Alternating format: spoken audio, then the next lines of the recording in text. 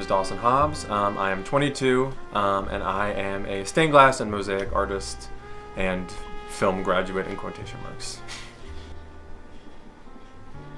I don't know if I would consider myself a professional. I think if you probably ask most stained glass artists, it would be kind of hard because I feel like everyone is at different stages.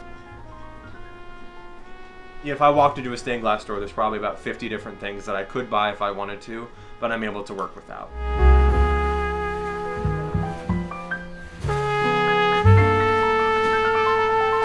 I cut up the design and I sticker it to the glass itself. I make the cuts and then I refine the cuts pretty much because a lot of times it's hard and it's hard to get proper cuts on a full pane of glass. From there, I grind the glass. It's a grinder, it's diamond bit, so it just spins around and it cuts glass pretty well. It's like shoots water at it or something. I don't understand the science. That's why they're expensive.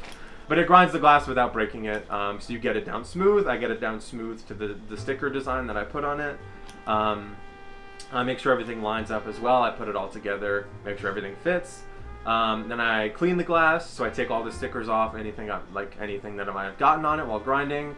So after that, I get my foil ready. I have a little stand that shoots foil out of it, and then I hand foil, so I peel back. It's kind of like a copper tape essentially, and it helps the metal stick to the pieces. Once the pieces are foiled, then you're able to move on to soldering. You brush it with something called flux, which is just to help the solder stick. Take the solder and kind of go along your soldering iron and your solder on your other hand, going along and trying to get it as round as you can on each piece of glass. From there, I clean it again with like a polish just to get all the flux off, remove that, and then I like to stain them. So you can keep it the natural silver color. You can make it a copper stain or you can do a black stain. But then you clean it one more time. Again, I'll probably put it in the oven again to dry. Then you add hooks and it's ready to go. Izzy and I met years ago. I was probably sophomore year, winter quarter at DePaul. We both had an editing class together. And we were, I think, the first time we met, we were both late to class and we were up in the elevator together. And it was like, I think the first week or something like that. It was really early on in the class. And in a very bold swing, I was like, hey, my first stained glass piece I'm going to make for you.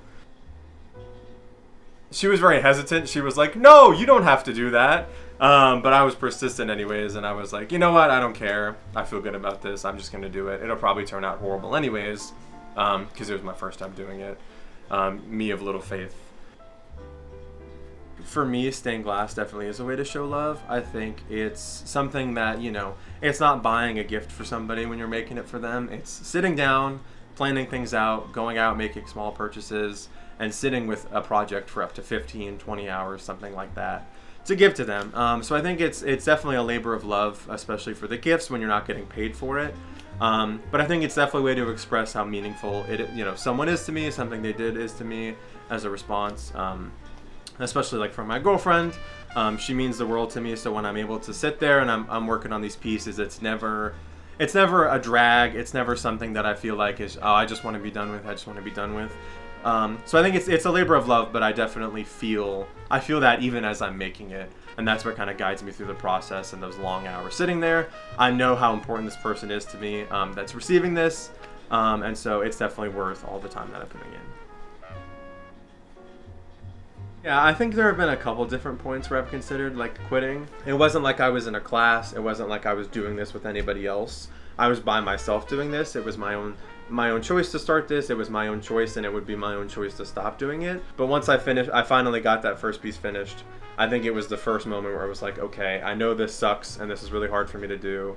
But, seeing it completed for the first time and put together and seeing my girlfriend's face when I gave it to her, it was the first time where I was like, okay, maybe I can get through this. Maybe I can stick with this. I started my own business and stuff like that with it. So I think it's something that it was hard to push past, but I definitely pushed past it.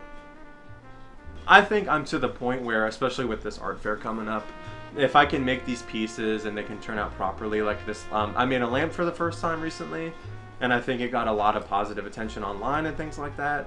And so I think that is this is one of the first indications where I'm like, okay, I think I'm getting professional. I really want to go the distance with art. Pay is not, as long as I can live with the pay, that's fine.